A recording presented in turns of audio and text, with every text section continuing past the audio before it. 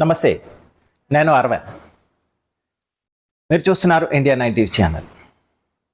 ఒక్కసారి ఊహించండి, ఎన్నికలు పూర్తయిపోయాయి, ఫలితాల కోసం దేశం ఎదురు చూస్తోంది.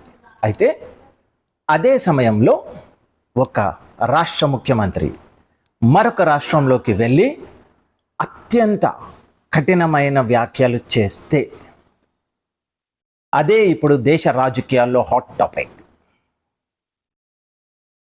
అస్సాం ఎన్నికలు ముగిశాయి. మే 4న ఫలితాలు రానున్నాయి. అయితే అస్సాం ముఖ్యమంత్రి హేమంత బిశ్వ శర్మ ఇప్పుడు బెంగాల్ రాజకీయాల్లో ఎంట్రీ ఇచ్చారు. అక్కడికి వెళ్ళిన వెంటనే ఇది మీ తండ్రి భూమి అనుకుంటున్నారా? ఇక్కడ బాబ్రీ మసీదు నిర్మాణం జరగదు అని అంటూ నేరుగా సవాలు విసిరారు.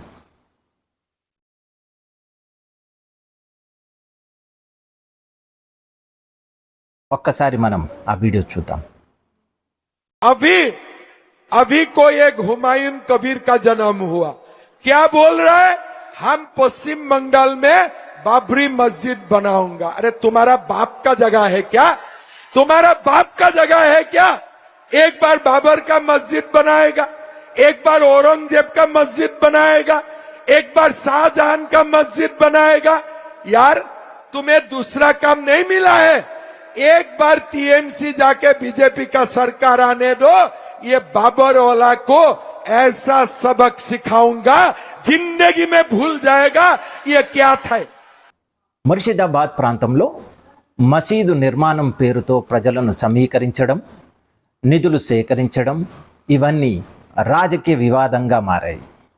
ఈ నేపథ్యంలో హేమంత్ శర్మ మాటలు చాలా కఠినంగా, అదేవిధంగా చాలా స్పష్టంగా వినిపించాయి.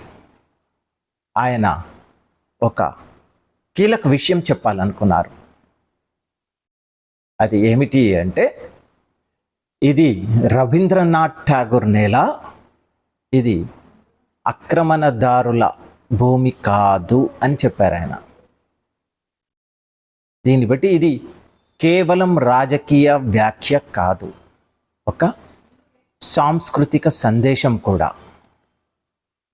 ఇక నెక్స్ట్, కేంద్ర హోంమంత్రి అమిత్ షా కూడా ఇక్కడ ఎలాంటి మసీదు నిర్మాణం జరగదు, ఎలాంటి పొత్తులు ఉండవు అని క్లియర్గా చెప్పారు. మరోవైపు ఫైర్ బ్రాండ్ నేత మన ఉత్తరప్రదేశ్ సీఎం యోగి ఆదిత్యనాథ్, ఆయన మాటలు కూడా ఎలా ఉన్నాయో ఒకసారి చూడండి. आप चिंता मत करिए, टीएमसी के गुंडे क्या कह रहे हैं, भयभीत मत होइए. कोई माफिया क्या कह रहा है, उससे भयभीत होने की आवश्यकता नहीं. कोई मौलाना क्या बक रहा है, उससे चिंता करने की आवश्यकता नहीं. आने दीजिए डबल इंजन की बीजेपी की सरकार को. ये सभी आपकी चाटकारिता करते हुए दिखाई देंगे. आपके लिए बंगाल की सड़कों पर झाड़ू लगाते हुए दिखाई देंगे ये सभी लोग. ఎవరైనా భయపెడితే పట్టించుకోవద్దు అని ఆయన అన్నారు. బీజేపీ వస్తే పరిస్థితి మారుతుంది అంటూ నేరుగా హెచ్చరిక కూడా ఇచ్చారు.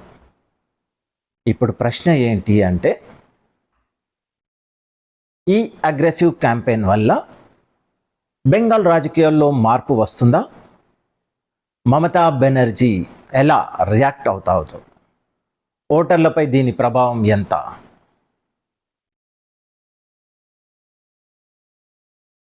ఇది కేవలం ఒక రాష్ట్ర ఎన్నిక కాదు, ఇది ఒక ఐడియాలజీ ఫైట్. ఇది నేరుగా రాజకీయ పోరు. బీజేపీ తన పూర్తి శక్తిని ఉపయోగిస్తోంది ఇక్కడ. మరి మీ అభిప్రాయం ఏమిటి? హేమంత్ శర్మ వ్యాఖ్యలు సరైనవా లేక చాలా తీవ్రంగా ఉన్నాయా? బెంగాల్లో గేమ్ ఎవరి చేతిలో ఉంది? కామెంట్ రూపంలో తెలియజేయండి. ఇలాంటి డీప్ పాలిటిక్ అనాలిసిస్ కోసం మా ఛానల్ సబ్స్క్రైబ్ చేసుకోండి. మరొక విశ్లేషణతో మళ్ళీ కలుస్తాను. అంతవరకు భారత్ మాతాకి జై. జై హింద్.